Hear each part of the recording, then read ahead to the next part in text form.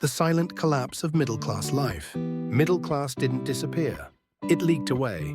There was a time when being middle class meant something very clear. A stable job, a home you could afford, education for your children, healthcare you didn't fear, a future that felt predictable. Not luxury, just a normal, decent life. But today, millions of people feel something is wrong. They work hard. They follow the rules. They do everything they were told to do. And yet, life feels tighter every year. More stress, less margin, less room to breathe. Here's the truth most people haven't been told. The middle class didn't suddenly collapse. It slowly leaked away. This wasn't a crash. It was a process. If the middle class had collapsed overnight, people would have noticed. There would have been protests, anger, shock. But that's not what happened. Instead, the changes came quietly. Housing costs rose a little every year. Education became slightly more expensive. Healthcare and insurance crept upward.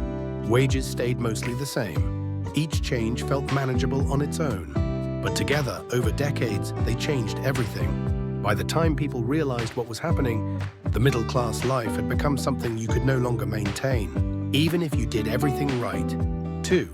Housing the quiet financial trap. Owning a home used to represent stability. Now it represents risk. Prices rise faster than incomes. Mortgage payments stretch longer. Taxes, maintenance, and repairs never stop. Renting isn't safer either. Rents rise. Space shrinks. Housing became something you cannot escape. And because everyone needs a place to live, it became the first pressure point squeezing the middle class.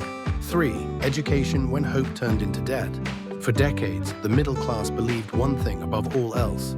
Education would secure the future. So parents sacrificed tuition, tutors, student loans, private schools. But something changed. Degrees no longer guarantee stability.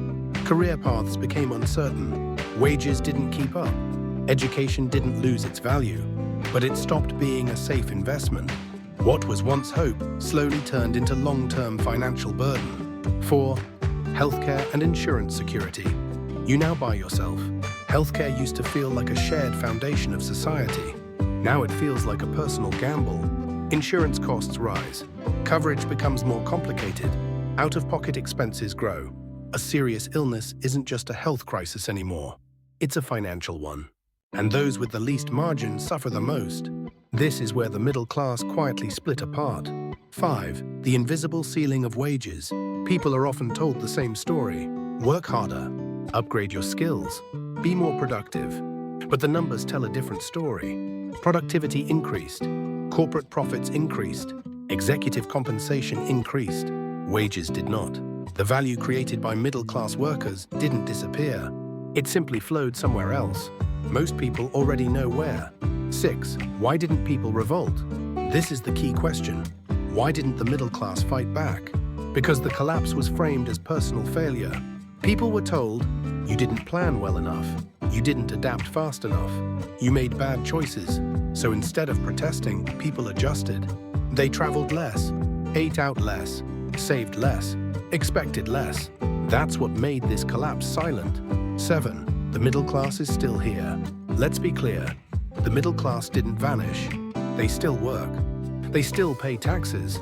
They still keep society running. What disappeared was the reward they were promised. Middle class didn't disappear. It leaked away. 8. What happens next? When this continues, something more dangerous breaks. Trust. Trust in systems. Trust in institutions. Trust that effort leads to security. This isn't a prediction. It's already happening. 9. Where hope actually begins. Hope doesn't start with blaming individuals. It starts when people recognize this as a structural problem. Only then can societies rethink how work is rewarded, how education is funded, how healthcare is protected, what security really means. Ending Hope Reactor. If you've ever wondered why life feels harder despite doing everything right, this is why. You didn't fail. The middle class wasn't lazy. It wasn't reckless. It was slowly drained. On this channel, we give words to realities people feel but rarely hear explained. You're not alone. This is Hope Reactor.